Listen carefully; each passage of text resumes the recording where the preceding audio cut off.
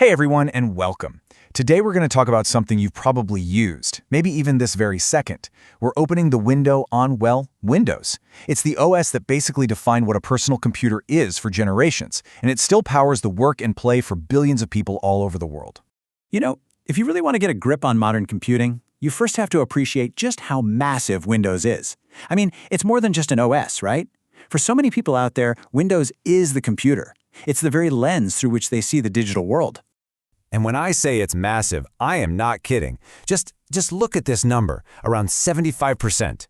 That means roughly 3 out of every 4 desktop computers on the entire planet are running some version of Windows. Think about that. That's a level of dominance you just don't see in, well, almost any industry. So the big question is, how did we get here? How did one piece of software become the default, the global standard for how we do pretty much everything? That's exactly the journey we're going to take in this explainer. We'll go from its super humble beginnings all the way up to what it is today. All right, so let's jump in time machine and rewind the clock a bit. The story of Windows is really a story of evolution. Each version building on the last one. Sometimes they stumbled, for sure, but they were always pushing things forward. When you look at this timeline, you're not just seeing a list of release dates. Nope. What you're really seeing are massive turning points in the whole history of personal computing. I mean, you've got the very first graphical attempt way back in '85, then the internet revolution with Windows 95, the legendary stability of XP that everyone loved, and of course, the modern, slick versions like Windows 10 and 11. And these milestones, they weren't just about new code. They totally changed how regular people thought about computers. Windows 1.0 was a game changer because it gave us a mouse and clickable windows. No more typing weird commands. Then, Windows 95 gave us the Start menu. And that concept was so powerful, it's still with us today. And XP? Oh man, XP was a fan favorite. Its amazing stability came from a huge under-the-hood change. It was the first consumer version built on Microsoft's super tough NT kernel. It was such a massive leap forward. Honestly, it was so reliable that millions of people just refused to upgrade for years and years. Okay, so we've kind of traced the family tree of Windows, right? But that brings up a really basic, fundamental question. Beyond all the icons and the fancy wallpapers, what does an operating system like Windows actually do? Well, at its very core, you can think of an OS as the master conductor of your computer's orchestra. It's the thing making sure all the different complex parts are all working together in perfect harmony. So, Windows is constantly juggling these 4 big jobs. It's telling your computer's brain, the CPU, what to think about. It's managing memory so your apps don't just crash on you. And of course, it's giving you the actual interface, the buttons and menus you click on to control the whole thing. And on top of all that, it's keeping all your data organized in a file system so you can actually find that one specific document you saved 3 years ago. And that brings us to one of the really brilliant ideas that made Windows such a hit, the desktop metaphor.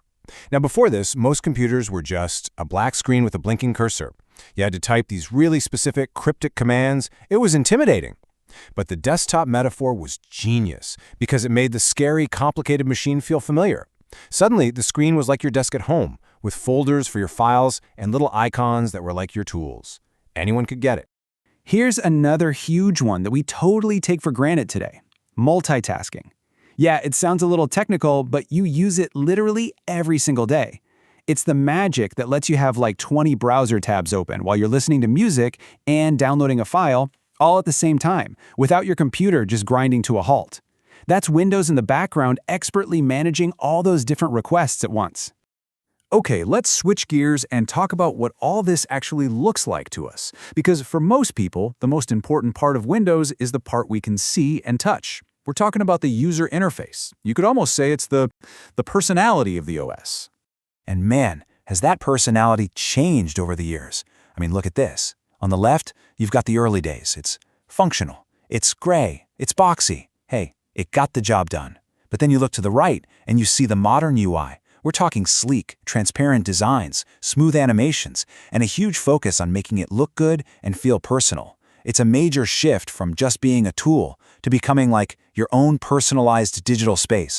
And there's probably no better way to see this evolution than by looking at the iconic Start menu. I mean, it started out as just a simple little pop-up list. Then it grew into that neat 2-column layout in XP that everybody loved. And then Windows 8 happened. They went for this super radical full-screen Start screen. Now, It was a bold move for sure, designed for touchscreens. But desktop users with a mouse and keyboard, they did not like it. The backlash was so huge that it led directly to the hybrid version we have now, which tries to find a happy medium. So you might be wondering, why are we spending so much time talking about how it looks? Why does the user interface matter so much anyway? Well, I think this quote just hits the nail on the head. Underneath all the pretty icons, a computer is an insanely complex machine.